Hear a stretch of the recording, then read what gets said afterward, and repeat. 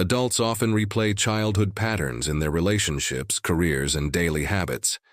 Why do early years echo so loudly decades later, even when the scenery has changed?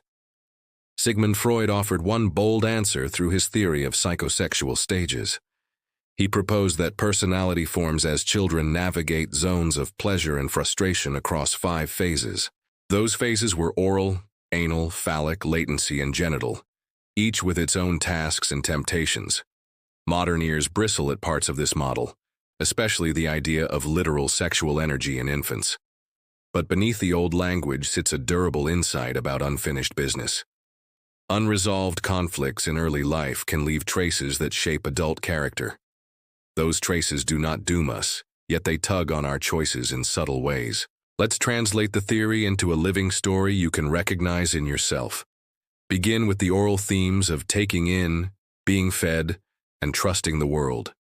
An infant depends on others for comfort and nourishment, learning whether needs meet care or meet silence. Freud linked this stage to later patterns of dependency, consumption, and soothing. Imagine someone who overeats or overtalks when stress rises like a fast tide. Their hunger is not only for food or words, it is for steadiness and contact. They reach to be filled because emptiness once felt dangerous and loud. Under pressure, they return to familiar comforts with a nervous kind of hope. When support arrives consistently, the urge softens and other options appear. Now shift to anal themes of control, order, and emerging autonomy.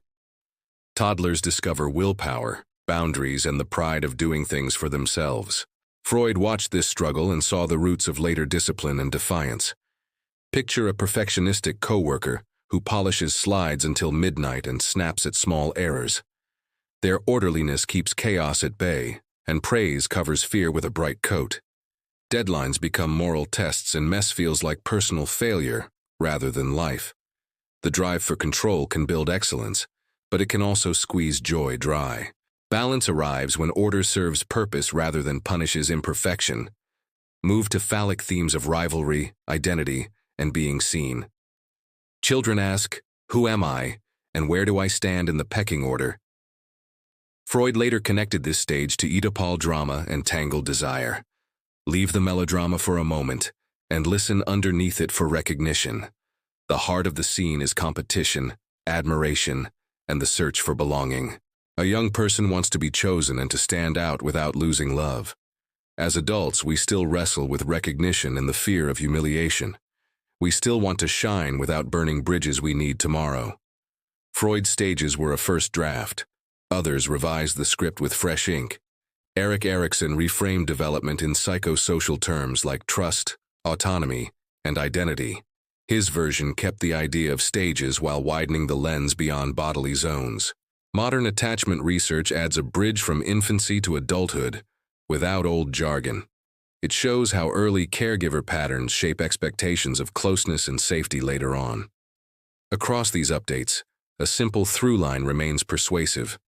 Early relational experiences can set default settings for protection and connection. Those defaults can be changed, but only after they are noticed and named. A brief historical vignette shows how Freud used fixation to read adult puzzles. He once described a patient whose rigid order and stinginess felt like armor. He traced it to early battles over control and cleanliness that had become identity. The point was not blame. The point was to unstick development so new choices could grow. A modern vignette reveals the same dynamic in a different room. A leader micromanages every task and rewrites colleagues' emails late at night. In conversation, they recall a childhood of unpredictable housing and sudden goodbyes. Chaos carved deep grooves, so certainty became a survival art they cannot stop practicing. When this link is acknowledged, standards stay high, but control relaxes into trust. Most psychologists today reject the literalism of the libido stages. They doubt universal timelines and symbolic keys that unlock every person. Yet many agree that early relationships matter profoundly for later expectations. They also agree that stress often revives old strategies that once kept us safe. So what can you do with this old map without getting stuck in its outdated streets? Start by mapping a recurring adult struggle back to early experiences. Choose one pattern you repeat under pressure and ask what it protected. If you overtalk when anxious, name the comfort your words seek in others. If you cling to control, name the chaos you fear will return without it. If you chase recognition, name the unnoticed child who still waits to be picked.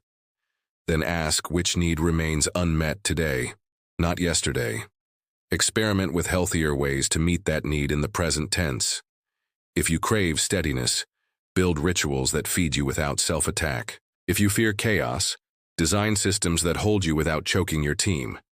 If you long for recognition, ask directly for feedback and share credit generously. Small experiments teach the nervous system that new routes are possible and safe. Common mistakes can derail honest reflection before it starts. One mistake is mocking the old theory and missing its historical influence. Another is excusing bad habits with a shrug and a label. That's just my anal stage is not a plan. It is a dodge. A better approach treats labels as hints and responsibility as the main event. You can appreciate the past without outsourcing your future to it. Let's return to the 3 layers with practical eyes. Oral themes invite steady nourishment of body, mind, and relationships. Ask which comforts truly replenish you rather than simply numb you. Anal themes invite flexible structure rather than brittle control.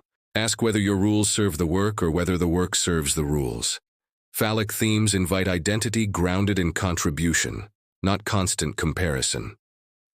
Ask where recognition can be rooted in shared success rather than lonely trophies.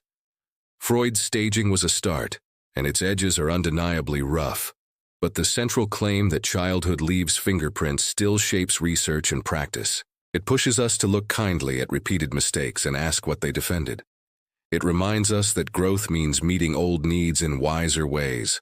Hold a final image as you consider your own story. Picture a tree whose roots run under years of weather and change. Some roots nourish, and some roots tangle around stones that block growth. Pruning branches helps for a season, but roots decide the long shape. Tend the roots, and the canopy follows with fewer fights. If you enjoyed this video, please like, subscribe, and leave a comment. We do not escape our beginnings, but we can teach our roots new soil.